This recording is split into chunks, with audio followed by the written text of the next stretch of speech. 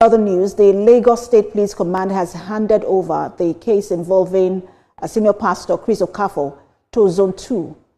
Commissioner of Police Olorundare Jimoh announced this development in an exclusive interview with TVC News. Everybody. But everything that was said is not true. What began with swift action and public confidence now appears to be taking an unexpected turn. The Lagos State Police Command, which on Sunday night summoned the senior pastor of the Mountain of Liberation and Miracles Ministries, Chris Okafor, over allegations of multiple rape, sexual offences, and other acts of misconduct, appears to have eased its initial intensity. Many Nigerians had expected the clergyman would honor the police invitation on Monday. However, the Commissioner of Police revealed that Pastor Okafor only showed up a day after. When he was invited, he got to us through his lawyer that will be appearing on Monday.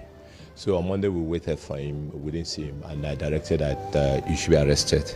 Subsequently, he showed up yesterday. Yes, he showed up yesterday. But that was not the only revelation. The Commissioner introduced a new twist to the case, confirming that the Lagos State Police Command has now handed over the matter.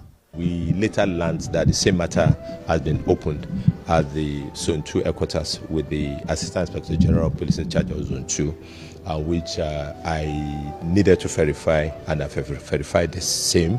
And he told me the matter is being investigated under his command for about 3 weeks now.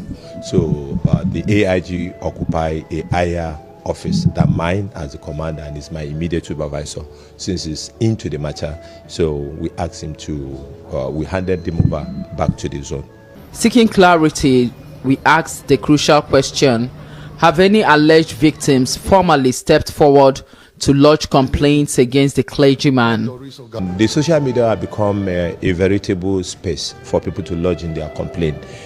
We don't no longer wait for people to come and incident the matter before we act in public interest, because if we don't, the conduct can lead to breakdown of law and order. As Nigerians anxiously await the outcome of these grave allegations, attention now shifts from Lagos State Police Command to Zone 2 Command, where the case now lies. Will this case follow the familiar path of many before it by fading quietly into silence? Or will it mark a defining moment, a moment of justice, accountability, and closure for the alleged victims? Ivy Kano, TVC News, Lagos. Right, everyone, this is church now. Now we have Pastor Chris Okafor turning himself in for the police to be arrested. You know, at the time he was summoned to appear before the police to explain himself, his own account on the several charges of allegation. We all know Doris Ogala brought him out. He promised Doris Ogala a marriage, but one thing led to the other. The marriage didn't work, and Doris Ogala escalated the entire situation. And today we have a pastor that is entrenched in a serious sexual scandal.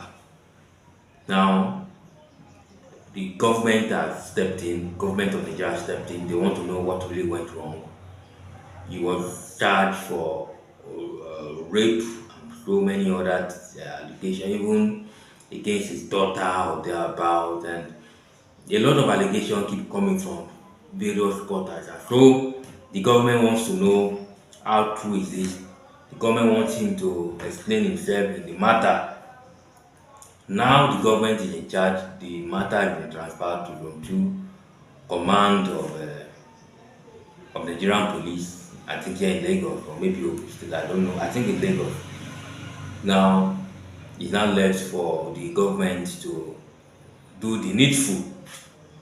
But before then, we have had several men of God, Christiana headed by Christiana, castigating this man of God, and the other men of God too.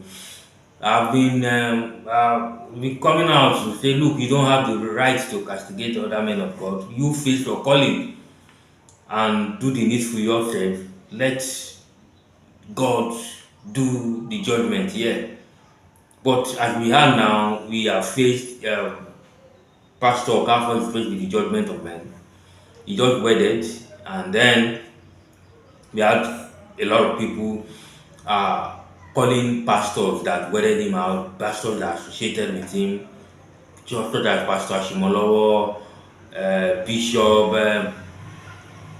Bishop Abioye, who during the time of the scandal visited his church to preside over a program, and also Pastor Ashimolowo was also there, and then other men of God. Of course, they were castigated. Look, why do you need to associate with such man that has a lot of sexual allegation, sexual immorality hanging in his head? But of course, the police is going to brief us on the outcome. Definitely, after the investigation, definitely he will be facing the court of law. Definitely, any moment from now, he can't.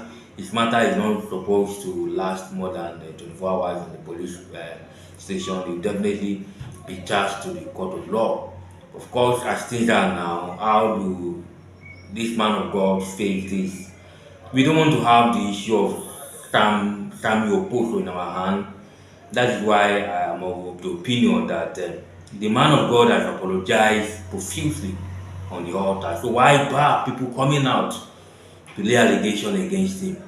Now, these people were silent not until Ogala brought the matter into our knowledge. Let's not forget that the reason why Ogala brought the matter was because of the failed marriage between them, the failed wedding between them. The man of God promised him wedding, and he changed his mind in the course of everything, and that was the reason why Ogala brought it. So why are these people not moving on with their life? Why are they now sticking themselves on this matter? Why? That's the question now. So why? So I think to hell should be man, to forgive is to be divine. This man now, if you look at his apology statement, it's so deep that the reason why he left the wife, divorced the wife, he stated that the wife was not faithful, but the wife countered that he himself was the one that is not faithful, sleeping with a church member, and that one of the church members, Ogala, even treated one of the church members to he took him out. She took one of the church members out with that child. When you see that child was, you can call him a carbon copy of Pastor Ogala. Now, Pastor Chris, rather, not Ogala, Pastor Chris. Now, the deed has been done. He has apologized. So why do these people keep coming out? And then the question every intelligent person should ask is that, why were you silent before now? Why should it be that it is when Ogala made the allegation that you guys decide to come up? Why should that be?